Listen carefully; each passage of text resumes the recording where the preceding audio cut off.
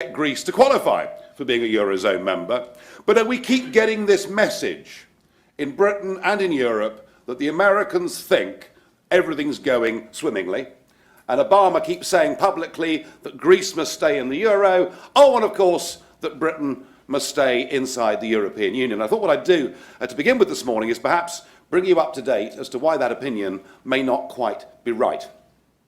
The very issue that got me into politics, and remember, I actually had a proper job before being in politics, which is pretty unusual these days, but I was a commodity broker and trader, and the issue that got me into politics was an evening back in 1990 when the Conservative government in Britain signed us up to the exchange rate mechanism. They effectively pegged sterling against the Deutschmark as a precursor to us joining what became the euro. And I was opposed to that, and I've been opposed to the European single currency project ever since.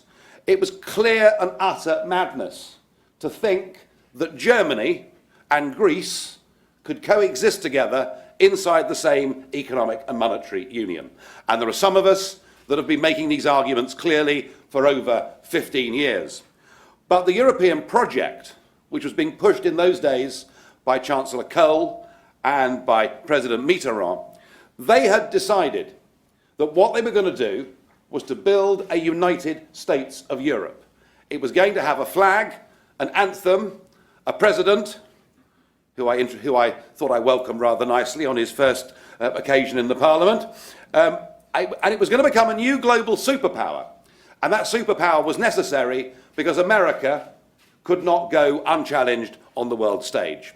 And whenever those people who were the architects of this were questioned about detail, were questioned about practicality, they just said, don't bother us with the details. They believed that if you put together an economic and monetary union, that overnight, a political union would follow as night follows day. And of course it doesn't work, and the analysis that we all had 15 years ago has been right.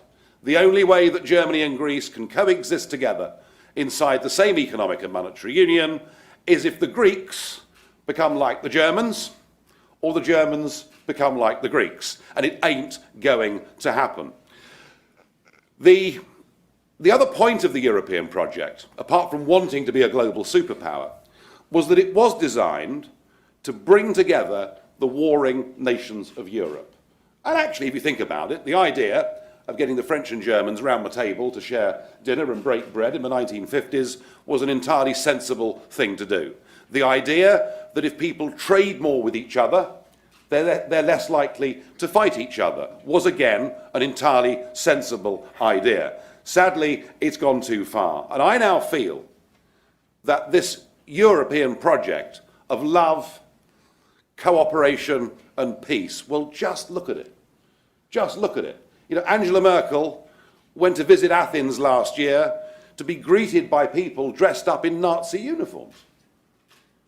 I mean, sort of, you look at it and think, do I laugh at this or do I want to cry at this? I mean, you just look at the language that was used in the European Parliament last week by German politicians about the Greeks. So actually, far from Europe coming together with a single currency, actually economically we're diverging, and far from the project bringing everyone together, what we're beginning to see is a return of the old enmities that have done Europe so much harm over the course of the last 100 years and more.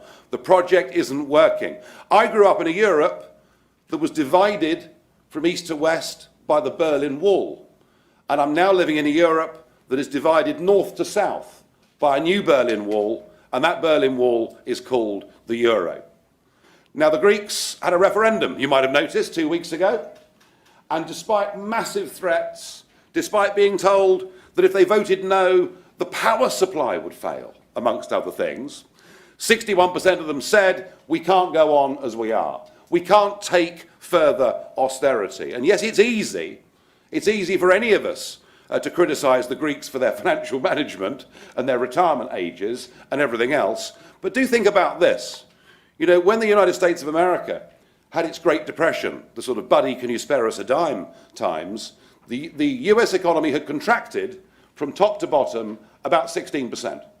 The Greek economy has now contracted by 26% since 2008.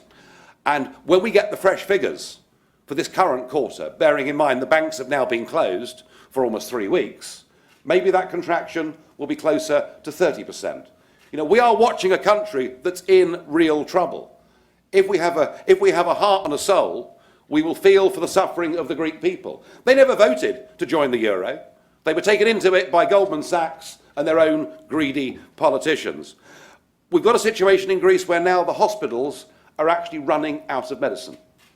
We're witnessing a political experiment that is taking a country, and we're watching it literally before our very eyes become a third world country. It is a human tragedy. And yet, in the face of that referendum, what has happened? What has happened is the big institutions of the EU, oh yes, and our friends from Washington. I hadn't yet touched on the International Monetary Fund, who now appear to have become an arm of European government. Just look at their last two leading figures. One, Dominic Strauss-Kahn, well, we'll perhaps gloss over that and move on. But Christine Lagarde, you know, a fully paid up member of the Eurocrat class, a fully paid up member of saying everything and anything must be done to maintain this project called the euro. So between the IMF and the European Commission and the European Council, what they have done is to bully Greece into signing up for a deal whose terms are even harsher than that was rejected by the Greek people in a referendum. You know, what price democracy, folks, in modern day Europe? Well, it frankly doesn't exist. So that's the first big crisis that Europe faces, and it is perfectly clear to me that the only hope that countries like Greece have got is to find a leader with courage, and I'm sorry, Mr. Tsipras doesn't have much courage. You know, he's basically marched the Greek people up to the top of the hill, and then faced with the final big decision has marched them back down again. I am in no doubt that economic and monetary union will not last, that it will break up. The only question is, when will it break up, and just how bad will the social consequences be? I believe Greece going back to the drachma, having a big devaluation, allowing the banks to go bust. Yes, I know it's horrible. Depositors will lose money. But think, this is exactly what Iceland did. Little Iceland, a country of 250,000 people, faced that same banking crisis that America faced, that Britain faced, that much of the world, with the exception, of course, of Canada and Australia, who had sensible banking rules and didn't need bailouts. But when we all faced this, we bailed out the system, which in many ways was an odd concept within a capitalist country. But we bailed out the system. The Icelandics let the banks go bust.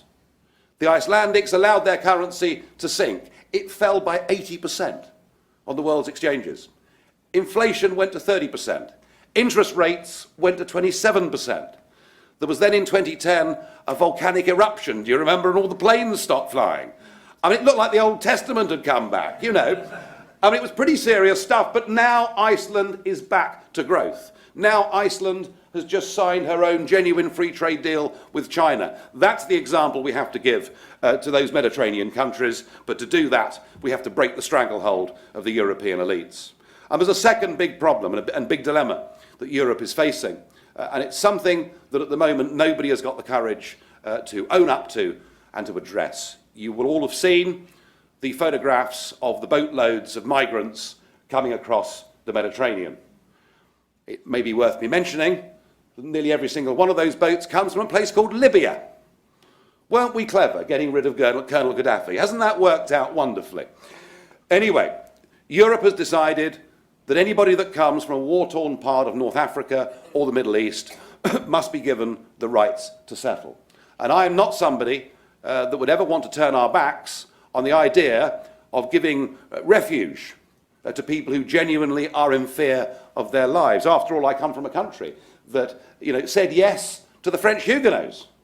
My family were French Huguenots, Protestants who were being burnt at the stake.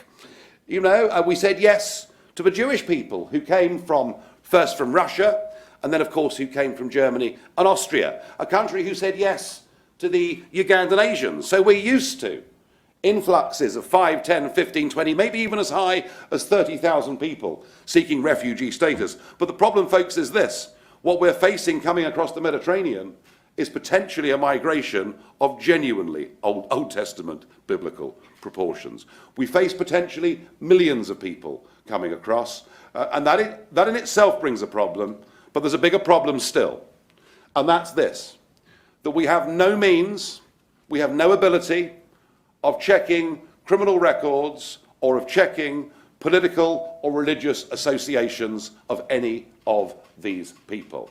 And when IS say they will use this crisis to flood Europe with their own jihadists, I suspect we should believe them. And I think the whole debate on immigration, given that we now have an open door to people from Romania and Bulgaria, people whose minimum wages are 10 times lower than ours, the debate about immigration has been about money. It's been about the shape of communities, but the debate about immigration in Europe certainly is going to get onto the very key issue of security. So in the face of these two massive crises that Europe faces, we have a remarkable change in British politics. We have a Prime Minister who has always been committed to Britain's membership of the European Union. He believes that it's a very good thing.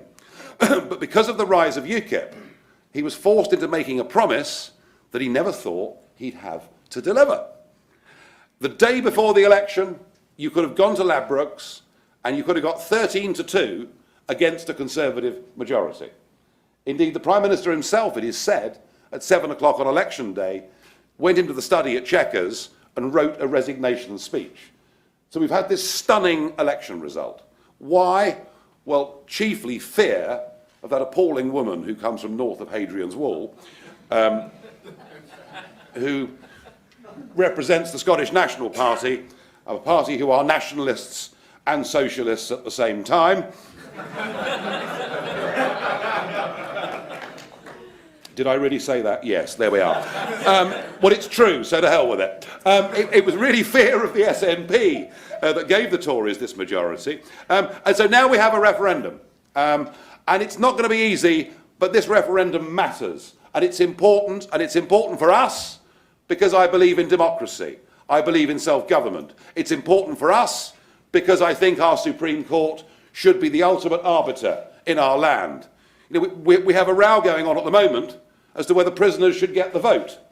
Not a concept that would go very far in America, I don't think. But who decides ultimately whether prisoners get the vote in our electoral system? Well, it won't be our Supreme Court. It'll be the European Court of Human Rights in Strasbourg, and that's unacceptable. It's important for me and for UKIP that we win this referendum because I want to turn immigration from being a negative into being a positive, and that's not very hard. All you have to do is to introduce the Australian-style point system, where you say, we want migrants who've got skills. We want migrants who haven't got criminal records. We want migrants who bring their own health insurance. We want migrants who will not be able to claim anything out of the social security system until they've been with us for 5 years, paid their taxes and obeyed the law. So for all of those reasons, I want our side of the argument to win this referendum. But this isn't just about Britain. This referendum is not just about the future of Britain's relationship with Europe. Actually, if we win this referendum, then in short order, there'll be voices in Finland and in Sweden and in Denmark and in Austria and elsewhere saying, actually, this is the relationship that we want too. Our vision for Europe, and I've been portrayed, over the years as being anti-European, which is absolute nonsense. But I think a better Europe would be a Europe of sovereign, democratic nation states that trade together, that cooperate together, more of a NATO model, if you like, for how we work together with neighbours than one of political union where we surrender the supremacy of law. And that's why this referendum matters. It matters because if we can win this referendum, we will effectively kill off the whole project